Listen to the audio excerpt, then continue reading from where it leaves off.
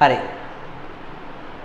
පුතාලගේ අර තොග පාලනේ දැන් අපිට ඉතුරු වෙච්ච කොටස් වල පිටවංක 30 ගත්තාම පිටවංක 30 දැන් අපි සාකච්ඡා කළා තොගය පාලනය කරන්න තියෙන විවිධ ක්‍රම ටිකක්.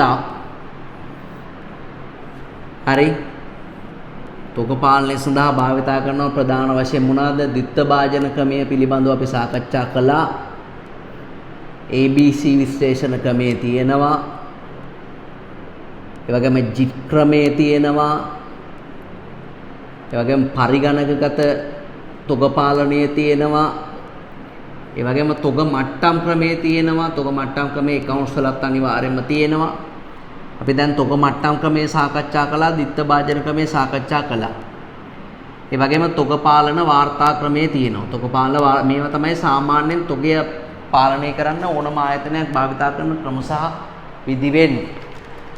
මොන ක්‍රමයේ කවුරු පාවිච්චි කළත් මතක තියාගන්න ආයතනයක් වශයෙන් තොග මට්ටම් 4ක් තියෙනවා. තොග මට්ටම් 4 කරණය කරලා තියාගන්න ඕනේ මේ මොන ක්‍රමයකට පාවිච්චි කළා. මොකද්ද? උපරිම තොගය, අවම තොගය, යැලයනෝ මට්ටම, යැලයනෝ ප්‍රමාණය කියන 4. ඒවා අනිවාර්යෙන් මතක තියාගන්න ඕන කාරණාවන් පුතේ. දරුවනේ ABC විශ්ලේෂණය කරන්නේ ගොඩක් වෙලාවට මේ ඉඩකඩ පදනම් කරගෙන තොග පාලනය කරන ක්‍රමයක් තමයි ABC විශ්ලේෂණ ක්‍රමය කියලා කියන්නේ. ගබඩාවේ ඉඩකඩ මදි නම් අපේ ගබඩාවේ ඉඩකඩ මදි නම් ඒ ඉඩකඩ ප්‍රශස්තව පාවිච්චි කරන්න පුළුවන් ක්‍රමයක් තමයි ABC ක්‍රමය කියලා කියන්නේ. එතෙන්දී තොග ටික ඔක්කොම මාක් කරගන්නවා ABC කියලා. A කියලා කියන්නේ වටිනාකම වැඩි. A වල වටිනාකම වැඩි. හැබැයි ඉඩකඩ අඩුවෙන් යන්නේ. ඒව තමයි A. දැන් අල්මාරියක නම් රත්තරන් වගේ දේවල් වටිනාකම වැඩි, ඉඩකඩ අඩුයි. ඊට පස්සේ B කියලා කියන්නේ වටිනාකම මධ්‍යස්ථයි, ඉඩකඩත් මධ්‍යස්ථයි. හරි. ඔය සාරි වගේ දේවල් මධ්‍යස්ථයි. තව තියෙනවා C කියන්නේ වටිනාකම ඊටාම අඩුයි. හැබැයි ඉඩකඩ ඊටාම වැඩියෙන් යනවා. ඉඩකඩ වැඩියෙන් යනවා.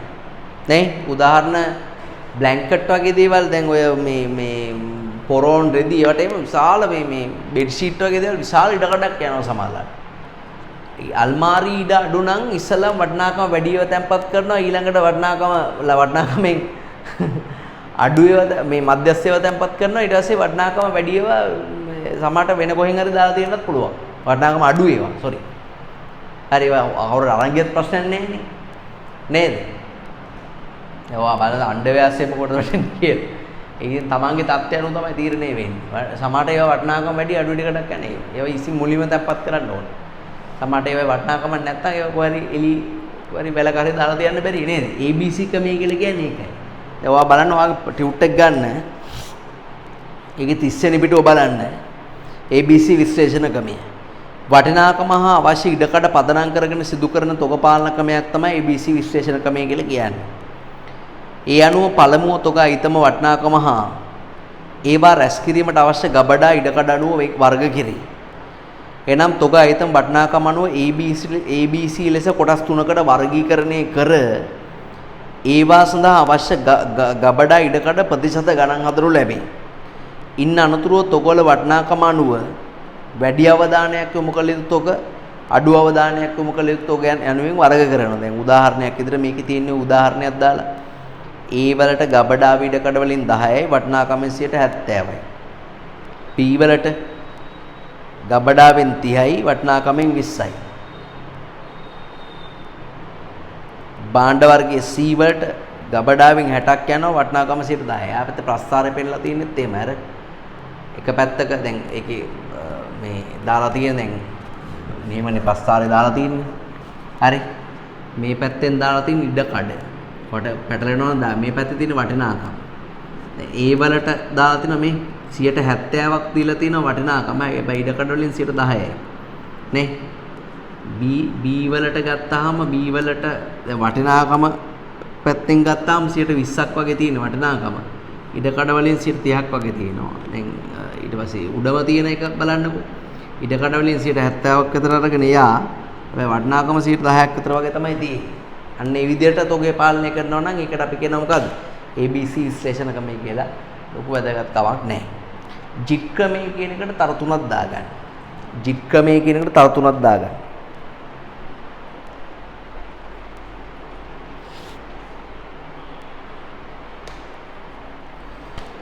right පුතාලා ජිට් කියන වචනේ තේරුම just in time කියන එක. just in time කියන එක. ඒ කියන්නේ ඇනෝම ලැබිච්ච සැනින් අමුද්‍රව්‍ය අරගෙන හදනවා. හදපු සැනින් වෙළඳපොළට නිකුත් කරනවා.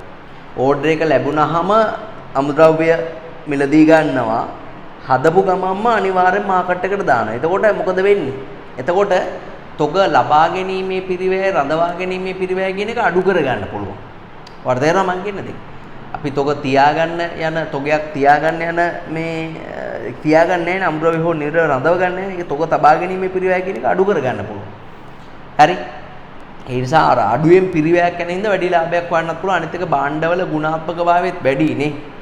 මොකද හදපු ගමන් මාකට් එකට දෙනවා කියලා කියන්නේ භාණ්ඩවල ගුණාත්මක භාවය වැඩි. ගබඩාවල කුණු කර කර තියාගත්තොත් ඒකේ තියෙන අර ක්වොලිටියක් නැති වෙනවා. දැන් කෑම වර්ගයක් වගේ දේවල් නිතරම නැශ්‍ය වෙන වගේ දේවල්. ඒවට ජිට් ක්‍රමයේ ගොඩක් සුදුසුයි. ජිට් ක්‍රමයේදී පුතේ ආරක්ෂිත තොග තියාගන්නේ. හරි බෆර් ස්ටොක් මුකුත් තියාගන්නේ ආරක්ෂිත තොගයක් තියාගන්නේ. අපි දැන් කතා කරපු ආරක්ෂිත තොග ඒ මුකුත් තියාගන්නේ. හරි. ඉතින් එතකොට ආරක්ෂිත තොග තියාගන්න නැති හින්දා සියලුම ආකාරයේ අනපේක්ෂිතතා ඉවත් කරන්න ඕනේ. ඒ කියන්නේ යන්ත්‍ර කැඩෙන්න බෑ. සේවකව උද්ඝෝෂණය කරන්න බෑ. සැපයුම් කරුව අකාර්යක්ෂම වෙන්න බෑ. විදුලි අර්බුද තියෙන්න බෑ. රත වාහන අර්බුද තියෙන්න බෑ. හරි තදබද මුකුත් තියෙන්න බෑ. ඒක නිසා ජිට් ක්‍රමයේ කියන එක ටිකක් පරිස්සමට කරන්න ඕන දෙයක්.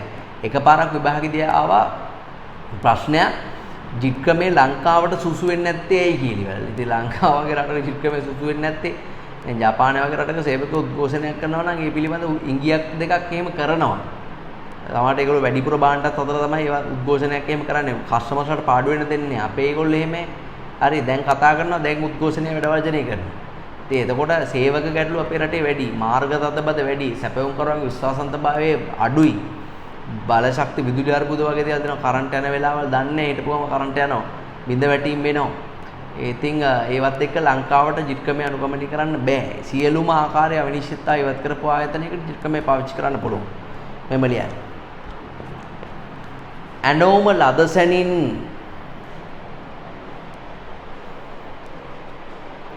අමුද්‍රව්‍ය ලබාගෙන නිෂ්පාදනය ආරම්භීමත් ඇනෝම ලදසැනින් අමුද්‍රව්‍ය ලබාගෙන නිෂ්පාදනය ආරම්භීමත්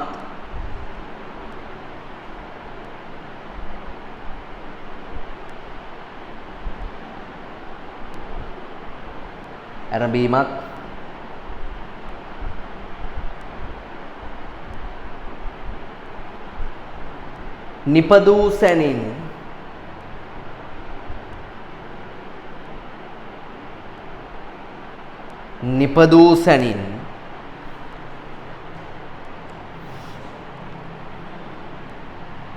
ඒවා වෙළඳපළට ලබා දීමත්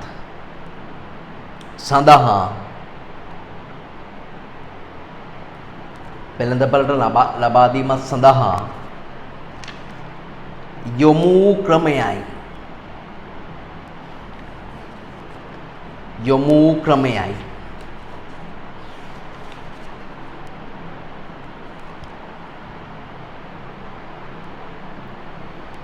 right බලන්න ජපානයේ විසින් හඳුන්වලා දුන්න මේ ක්‍රමය ශූන්‍ය තොග පාලන ක්‍රමය අවම මට්ටමින් තොග මේ පවත්වා ගැනීම ඒ වගේ එක නම් වලින් හැදෙන්නේනවා. හරි ජිට් ක්‍රමයේ නිෂ්පාදකයට අතන ප්‍රතිලාභ ලියු. තොග රඳවා ගැනීමේ පිරිවැය අවම කරගත හැක. තොග රඳවා ගැනීමේ පිරිවැය අවම කරගත හැක.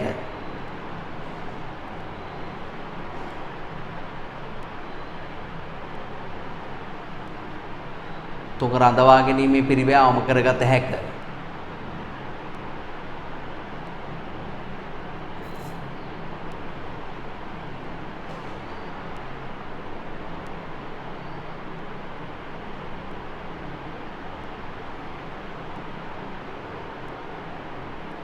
රඳවා ගැනීමේ පිරිවැය අවම කරගත හැක.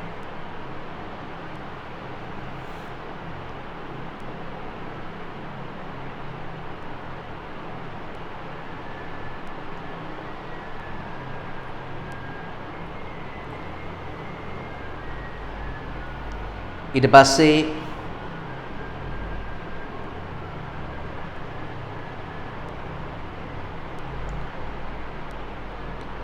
පිරිවැය අඩු නිසා වැඩි ලාභයක් ඉපිය හැක. පිරිවැය අඩු නිසා වැඩි ලාභයක් ඉපිය හැක.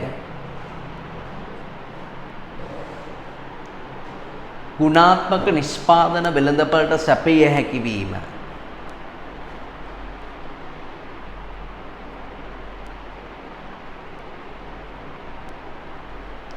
ගුණාත්මක නිෂ්පාදන වෙළඳපළට සැපිය හැකි වීම.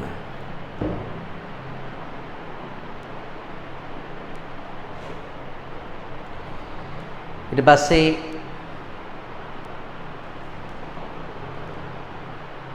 ව්‍යාපාරයේ අවදානම් කළමනාකරණය හොඳ මට්ටමක පැවතීම.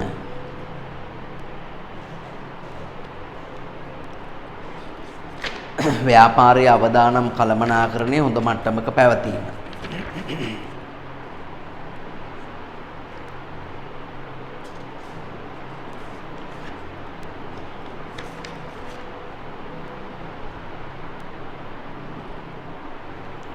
right.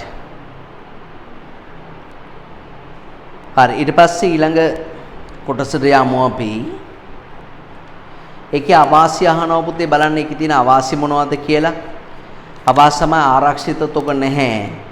හරි ඒක නිසා අවදානම් වලට මුණ දෙන්න උනොත් එහෙම අපිට ඕඩර් එක වෙලාවට දී ගන්න බැරි වෙනවා. බලන්න ඉල්ලුමේ හදිසි වැඩිවීමක් ඇති වුවොත් ආරක්ෂිත තොග නොමැති වීම නිසා ඒක ලබා දෙන්න අමාරුයි. ඒ වගේම සැපයුම්කාරව ප්‍රමාද වුණොත් ඒ දෙන්න අමාරුයි. ඒ වගේම අනිත් එක තමයි බල්ක් බයින් නැහැනේ. ඒ කියන්නේ විශාල වශයෙන් තොග මිලදී ගන්න නැහැනේ. ඒ කියන්නේ අපි ඕඩරේට ටටක් ගාලා ගිහලා ගන්නවා මිසක් අර එකපාරට ලොකු අමුද්‍රව්‍ය තොගයක් ගන්න නැහැ. ඒතකොට එකපාරට ලොකු අමුද්‍රව්‍ය තොගයක් ලබා ගැනීමේදී අපිට ලැබෙන වට්ටම් ලැබෙන්නේ. එතකොට එහෙම ලැබුණ නැතුනම අපිට ප්‍රමාණාත්මක පිරිමැසුම් ගන්න බැරි වෙනවා. අර එක එකකයක් අඩු පිරිවැයකට හදා ගන්න බැරි වෙනවා. විශාල වශයෙන් තොග අරගෙන ස්ටොක් කරගෙන ඉන්න ආයතන ඒ ලැබෙන ඩිස්කවුන්ට් වලින් අඩු පිරිවැයකට හදලා පාරිභෝගිකයට දෙනවා බාණ්ඩේ. අනිත් එක නිතර නිතර අපිට ගිහලා තොග අමුද්‍රව්‍ය නිම්ද්‍රව්‍ය ප්‍රවාහනය කරන්න වීම නිසා අපේ කොස්ට් එකත් වැඩි, ප්‍රවාහන පිරිවැය වැඩි. කොහොමත් මේකේ වැඩි පිරිවැයකට තමයි අනිවාර්යෙන් බාණ්ඩ දෙන්න වෙන්නේ. වැඩ වර්ජන යන්ත්‍රෝපකරණ බිඳ වැටීම් වගේ දේවල් ඇති වුණොත් නිෂ්පාදන කටයුතු අවුලෙන් වියවුලටපත් වෙනවා තවත්. ව්‍යාකූලත්වයටපත් වෙනවා. ඒක තියෙනවා 32 පිටුවේ. ඒ ජික්කමයක් සඵලදායක ලෙස පවත්වා ගන්න තිබිය යුතු අවශ්‍යතා මොනවද කියලා විභාගෙදී ඇහුවොත් එකක් තමයි සියලුම ආකාරයේ අවිනිශ්චිතතා අයින් කරන්න ඕනේ. ඒ කියන්නේ පොරොත්තු කාලයක් තියෙන්න බෑ. හරි? ඒ කියන්නේ ආරක්ෂිත තොගයක් තබා ගන්න බෑ. හරි? ඒ වගේම පොරොත්තු කාලේ ශූන්‍ය වී ඉඳ. ඒ කියන්නේ ඊටාම කාර්යක්ෂම සැපයුම්කාරයෝ අනිවාර්යයෙන්ම ඉන්න ඕනේ. හරි? යන්ත්‍ර සූත්‍ර බිඳ වැටීම් මේ ඒවා අනිවාර්යයෙන්ම වළක්ව ගන්න ඕනේ. හරි? ඔය තියෙන්නේ අවශ්‍යතා තුන. ඒවා මේ සිලබස් එකේ නැහැ. නමුත් මම වැඩිපුරත් එක්ක දැම්මා. හරි ඊට පස්සේ අපි දැන් දිත්ත භාජන ක්‍රමය හරි ABC විශ්ලේෂණ ක්‍රමය හරි ජිට් ක්‍රමය හරි තොග මට්ටම් ක්‍රමය හරි පුතේ පරිගණකගත තොග පාලනයේ බහුලව පාවිච්චි වෙනවා සුපිරි වෙනස් වල. පුතාලා දැකලා ඉතින් භාණ්ඩයක් ගන්නකොට ඒ භාණ්ඩේ බාකෝඩ් එකක් තියෙනවා. නැත්නම් QR කෝඩ් එක තියෙනවා. QR කෝඩ් එක කියන්නේ අර ක්වික් රෙස්පොන්ස් මේ සිම්බල් එක ඒවා කියවන බාකෝඩ් රීඩර් තියෙනවා. ඒවෙන් තමයි ටක් ගාලා කියවලා බිල් එක මේ කඩන්නේ. ස්ටොක් එකට තොග ආවට පස්සේ ටක් ගාලා ඒ කියන්නේ ප්‍රධාන පෙට්ටිය විශාල පෙට්ටියක අපිට ඇන්කර් මේ කිරිපිටි පැකට් 20ක් වෙන පෙට්ටියක් තියෙනවා කියලා දන්නකො. ඒ පෙට්ටිය වෙනම බාකෝඩ් එකක් ගහලා දෙනවා. එතකොට ආයතනට ඒක ලැබුණාම ඒ ස්ටොක් එක දාගන්නේ ඒක රීඩ් කරන මේ ඩිවයිස් එකට ඒක ඇල්ලුවාම රීඩ් වෙලා මැෂින් එකට ඒක සොෆ්ට්වෙයාර් එක අප්ඩේට් වෙනවා. කවුරු හරි කෙනෙක් මේ ඇන්කර් පැකට් එකක් අරගෙන කිරි පැකට් එකක් අරගෙන කැෂියර් එකකින් යනකොට කැෂියර් එකේ ඉන්න එක මේ පැකට් එකේ තියෙන බාකෝඩ් එක රීඩ් කරනවා. එතකොට අර මැෂින් එකේ තියෙන ඒ කියන්නේ කම්පියුටරේ තියෙන ප්‍රධාන තොගෙන් අර එළියට අරන් යන තොගේ අඩු වෙනවා. අපි તો පැකට් 100ක් ඔක්කොම තියෙනවා නම් ඒගොල්ලෝ ගණන් හදලා දාලා තිනවා පැකට් 40 දී යල යන මට්ටම කියලා. ඕක අඩු වෙලා 40ට ආවට පස්සේ ඔටෝමැටිකලි ඒ කම්පියුටරෙන්ම සප්ලයියට මේල් එකක් ගහනවා. පැකට් 60ක් වෙනත් අපි තුමු දැන් පැකට් යා එන්න දවසක් යනවා නම් ඒ දවසට තව පැකට් 10ක් යනවා නම් පැකට් 70ක් අරන් ඉන්න කියලා අරේට ඕඩර් එක යනවා. ඊට පස්සේ ආයෙක අරන් ආවට පස්සේ ඒක ෆිල් කරනවා. ෆිල් කරන්න යා විශාල පෙට්ටියක් දුන්නාම ඒකේ තියෙන එක ආයෙ බාකෝඩ් රීඩ් එකෙන් අපි අතුරට දාගන්නවා. මැෂින් එක අතුරට දාගන්නවා. වර්ධන එක තමයි පරිගණකගත තොග පාලනය කියලා කියන්නේ. විශාල වශයෙන් තොග පවත්වාගෙන යන විශාල තොග අයිතම් ප්‍රමාණයක් තියෙන ඒ වගේම කාර්යබහුල ආයතනයකට අනිවාර්ය පරිගණකගත තොග ක්‍රමය හොඳයි. මොකද තොග වාර්තා ලබා ගන්න ඕන වෙලාවක කම්පියුටරෙන් ගත්ත හැකි ඕන තොරතුරක්. හරි software අප්ඩේට් කරගන්න පුළුවන්. එතකොට අපිට ඒක මේ වැඩසටහන උදා ආරක්ෂිතව පවත්වා ගැනීමේ හැකියාව තියෙනවා. වංචා දූෂණ අවම කරන්න පුළුවන්. නේ ඒ වගේ වාසිදායක දේවල් දෙනවා. හැබැයි ඉතින් මෙහෙම ඔය software හදාගන්න සෑහෙන වියදමක් යනවා. සේවක පුහුණුවක් දෙන්න ඕන. හැම තොගයකටම පාවිච්චි කරන්නත් බැරි වෙනවා. නේ ඒ වගේ මේ දේවල් තියෙනවා මේකේ. හරි වාසිලියමු අපි පරිගණකතෝ ඉස්සර බලන්න නෝට් එක පරිගණක වැඩසටහන් කරන තොග පාලනය පරිගණක භාවිතය මගින් තොග පාලන කටයුතු සිදු කරයි. තොග ගබඩාවට ඇතුල් කරන හා නිකුත් කරන අවස්ථා දෙකේදී මේ පිළිබඳව පරිගණකයට දත් ඇතුළත් කරන බැවින් ශනිකව තොග ගෙනුම වල සටහන් කරනවා. මේ සිදු කරන ලබන්නේ තීරු සංඥා ක්‍රමයටය. මේ සඳහාම වෙන්නූ තොග පාලන මුදුකාංග ඇති අතර තීරු සංඥා කියවනේ බාකෝඩ් රීඩර් මගින් භාණ්ඩ පිළිබඳව දත්ත පරිගණකයට ඇතුල් කරනු ලැබේ. ඒක ලියන්නේ මේ වර්තමානයේදී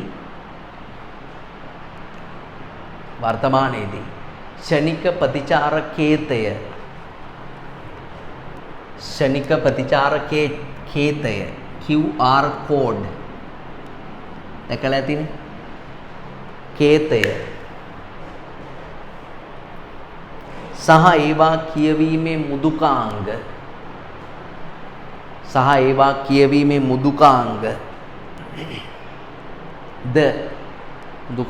ද මේ සඳහා භාවිත කරයි.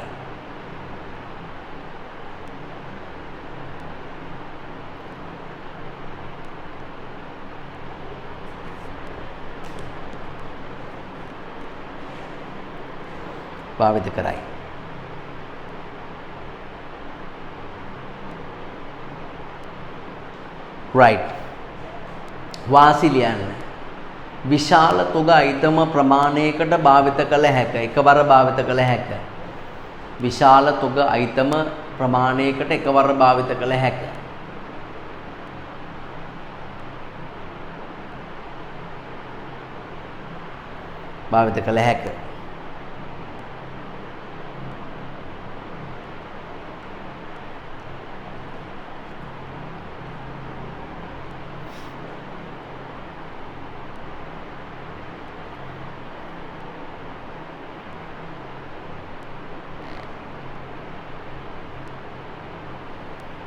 right ඊට පස්සේ තව වාසි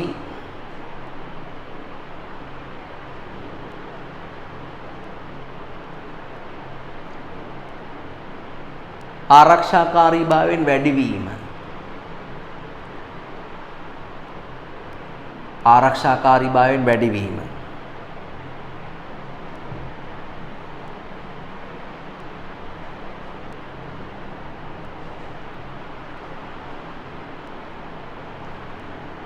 ඊට පස්සේ ඕනෑම අවස්ථාවකදී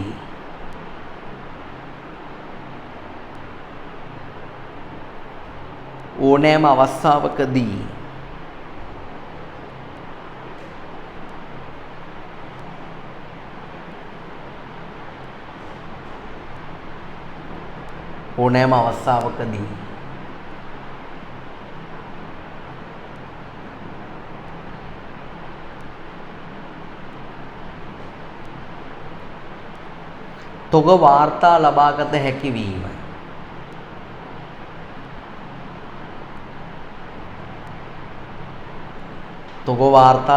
හැකි වීම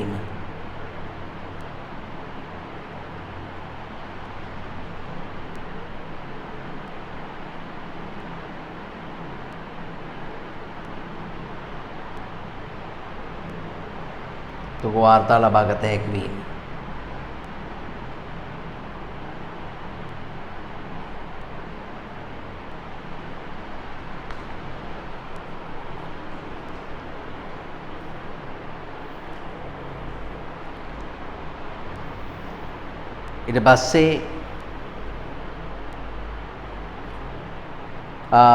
තොරතුරු භාවිත කිරීමේ ධාරිතාවයේ වැඩිවීම අර පොත්පත් තියා ගන්නව නෙමෙයි ඒ වගේ නෙමෙයි පරිගණක ඇතුළේ ඕන තරම් තියාගත්ත හැකි තොරතුරු භාවිත කිරීමේ ධාරිතාවයේ වැඩිවීම right අවශ්‍යලියම්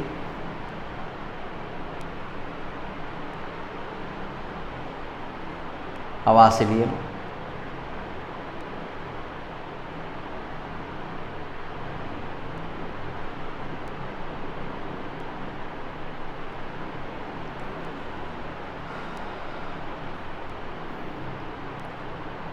මෙම වැඩසටහන් යාවත්කාලීන කළ යුතු වීම අප්ඩේට් කරගන්න ඕන. මේ වැඩසටහන් ඒ කියන්නේ අලුත් ස්ටොක් එකම අලුත් වෙළඳසැලේ විකුණන්න කලින් තිබුණ නැති එකක් දැන් ගත්තාම මේක අරකට දාගන්න ඕන. අප්ඩේට් කරගන්න. මේ වැඩසටහන් යාවත්කාලීන කරගත යුතුයි. නිතරම අප්ඩේට් කරගන්න ඕන. ප්‍රයිස් එක වෙනස් වෙනවනේ. ඊට පස්සේ සේවකීන් පුහුණු කළ යුතු වීම.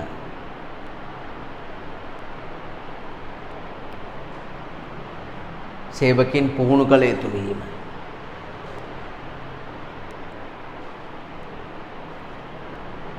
එවැගේම විවිධ තාක්ෂණික දෝෂ නිසා භාවිත කිරීම අපහසු වීම. කරන්ට් එක ගියොත් පාවිච්චි කරන්න බෑ. වෛරස් ඇටැක් කරොත් පාවිච්චි කරන්න බෑ. විවිධ තාක්ෂණික දෝෂ නිසා භාවිත කිරීම අපහසු වීම.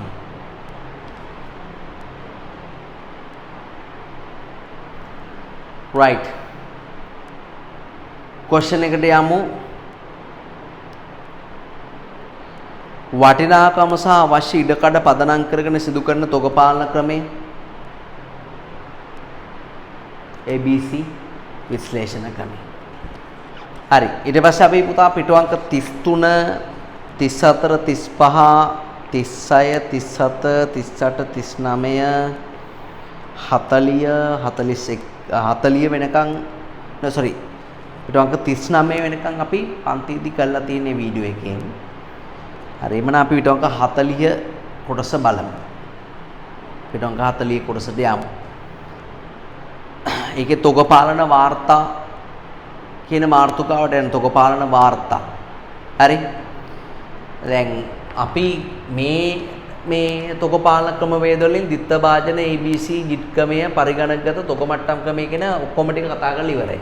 තොග පාලන වාර්තා කියලා කියන්නේ මේ තොග පිළිබඳව ගණන් හදලා ඒව ලේඛනවල සටහන් කරලා ඒ ලේඛන දිහා බලලා තොග පාලනය කරනවා නම් අපි ඒකට කියනවා තොග පාලන වාර්තා ක්‍රමය කියලා.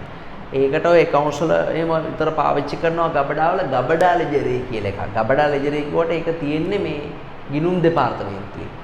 ඒ ගබඩා ලෙජරේ තියෙන විශේෂත්වය තමයි ඒකේ තොගවල වටිනාකමයි තොග ඒකක සංඛ්‍යාවේ දෙකම තියෙනවා. තොග ටික ඇතුල් කිරීමේදී එක පැත්තක් පුරවනවා, තොග ටික නිකුත් කිරීමේදී තව පැත්තක් පුරවනවා. ඊට පස්සේ අවසාන ශේෂයේ තියෙනවා තොගවල ඒකක සංඛ්‍යාව සහ වටිනාකම. ඒ අවසාන ශේෂය තමයි මූල්‍ය ප්‍රකාශන කටලේ අවසන් තොගය කියලා ගන්න. දැන් තව තියෙනවා බින් කාඩ් එක කියලා එකක්. බින් කාඩ් එකේ තියෙන විශේෂත්වය තමයි ඒකේ තියෙන්නේ ඒකක ප්‍රමාණයෙන් විතරයි. වටිනාකම නැහැ. බින් කාඩ් එකට රාක්ක පත්‍රය කියලාත් කියනවා. ඊයේ රාක්ක පත්‍රය කියලා කියන්නේ තොගේ තියෙන තැනම තමයි තියෙන්නේ. තොගේ පවත්වාගෙන යන තැනම තමයි බින් කාඩ් එක තියෙන්නේ. ඒ රාක්කයක් නම් ඒ රාක්කය තමයි තියෙන්නේ. ඒකට රාක්ක පත්‍රය කියලා කියන්නේ. ඒකේ තියෙන ශේෂය අවසාන මූල්‍ය ප්‍රකාශන කටලට ගන්න බෑ. ඒකට හේතුව ඒකේ තියෙන වටිනාකම් වලින් නෙමෙයි ඒකක සංඛ්‍යාව. පොල් ගෙඩි 10යි කියලා තියෙනවා නම් අපිට අවසාන මූල්‍ය ප්‍රකාශන කටලට පොල් ගෙඩි 10යි කියලා ගන්න බෑනේ. අන්න ඒකයි ඒ තියෙන අවුල වෙන්නේ. හරි බලන්න තොග පාලන වාර්තා. තොග පාලනයේදී විවිධ ලේඛන පාවිච්චි කරනවා. එවැනි ප්‍රධාන වාර්තා කීපයක් පහක් දැක්වෙනවා. බින් කාඩ් පත්‍රය, රාක්ක පත්‍රය කියලාත් කියනවා. මෙහෙම ලියන්න. මෙය තොගය පවත්වාගෙන යනු පොඩේ යාවෙන්නේ. මෙය තොගය ගබඩා කර ඇති ස්ථානයේම මෙය තොගය ගබඩා කර ඇති ස්ථානයේම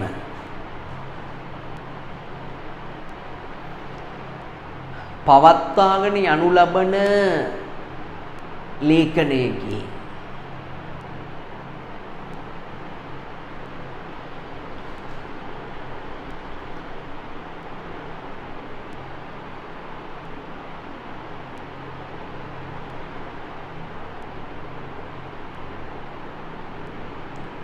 පවත්වාගෙන යනු ලබන ලේඛනයකි. තොග ඒකක සංඛ්‍යාව පමණක් මෙහි ඇතුළත් වේ.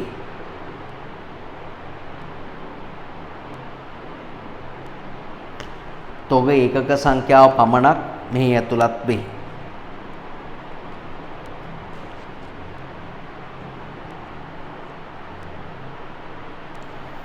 right බින් කාඩ් පත්‍රයක ආදර්ශයක් දාලා තියෙනවා. ඒ ආදර්ශයේම විභාගෙට එන්නේ නැහැ ළමයි. නිකන් බලන්න. බින් කාඩ් පත්‍රයක ඇතුළත් වෙන අයිටම කියලා එකක් තියෙනව නේද? ඒ අයිටම් වලට හතරක් දාන්න ඒවා එක්සෑම් එකට එන්නේ නැහැ. හරි වහන්නේ. හරි ගබඩා ලෙජරේ කියන එක ලියමු අපි. මෙය ගිණුම් දෙපාර්තමේන්තුව තුල නඩත්තු කරන ලේඛනයකි. ඔක මූලික පොතක් ලෙජරයක්. මෙය ගිණුම් දෙපාර්තමේන්තුව තුල නඩත්තු කරන ලේඛනයකි. තොග අයිතම සංඛ්‍යාව මෙන්ම තොග අයිතම සංඛ්‍යාව මෙන්ම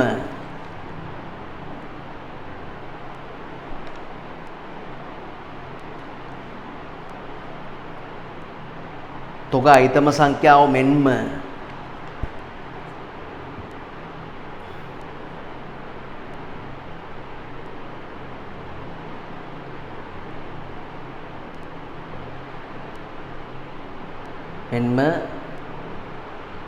ඒවායේ වටිනාකමද අන්තර්ගත වේ.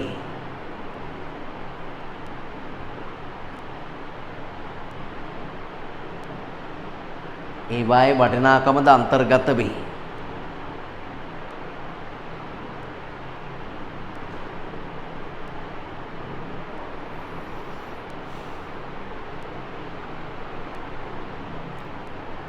अंतर्गत वे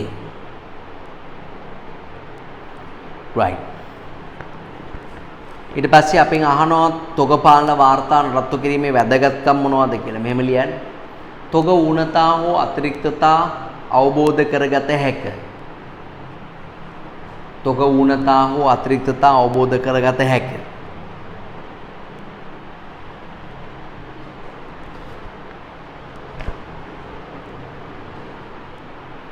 ඊට පස්සේ තොග සම්බන්ධ වංචා අනාවරණය කරගත හැක. ඒ වාර්තාවල තියෙන තොග ටික ගබඩාවේ නැත්තම් වංචාවක් තමයි. තොග වංචාවල අනාවරණය කරගත හැක.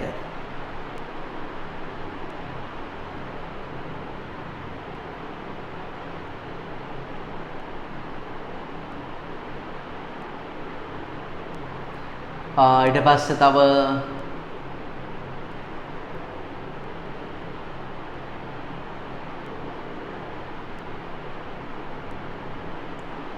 මූල්‍ය ප්‍රකාශන කට්ටලයට අවශ්‍ය තොරතුරු සම්පාදනය කිරීම. මූල්‍ය ප්‍රකාශන කට්ටලයට අවශ්‍ය තොරතුරු සම්පාදනය කිරීම.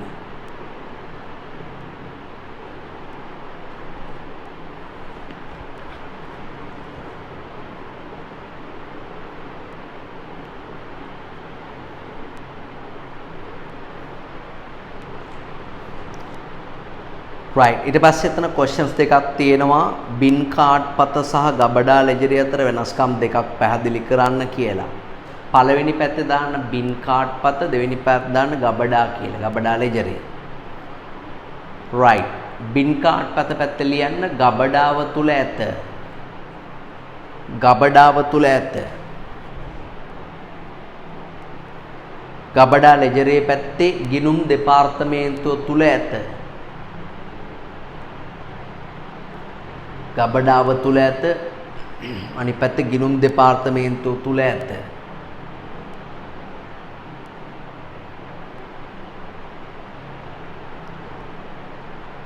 බින් කාඩ් පත අයිතම සංඛ්‍යාව පමණක් ඇතුළත් වේ.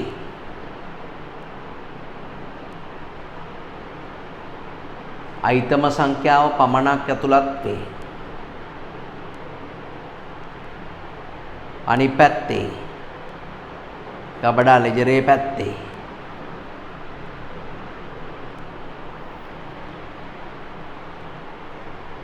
වටිනාකමද ඇතුළත් වේ.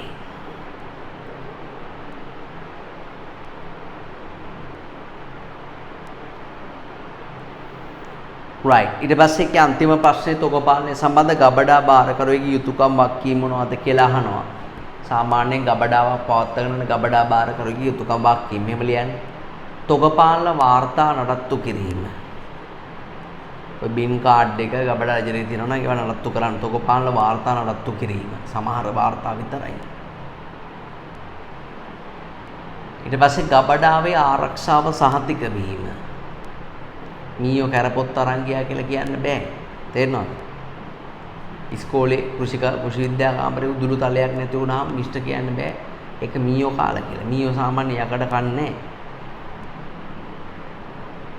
ඊට පස්සේ ඊළඟ එක ගබඩාව පිරිසිදුව සහ පිළිවෙලට පවත්වා ගැනීම. පිරිසිදුව සහ පිළිවෙලට පවත්වා ගැනීම.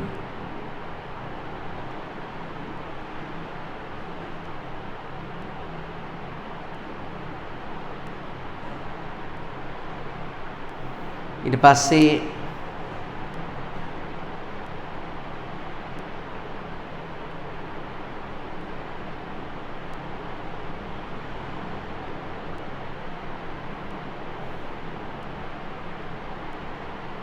අවශ්‍යතාවයේ පරිදි තොග නිකුත් කිරීම. අවශ්‍යතාවයේ පරිදි තොග නිකුත් කිරීම.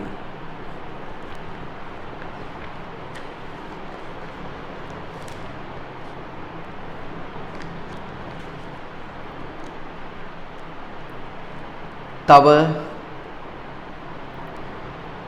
වාර්ෂික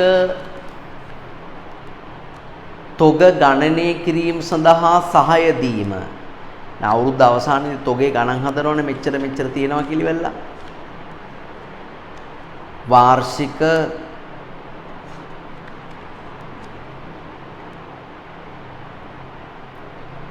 තොග ගණනය කිරීම සඳහා සහාය වීම.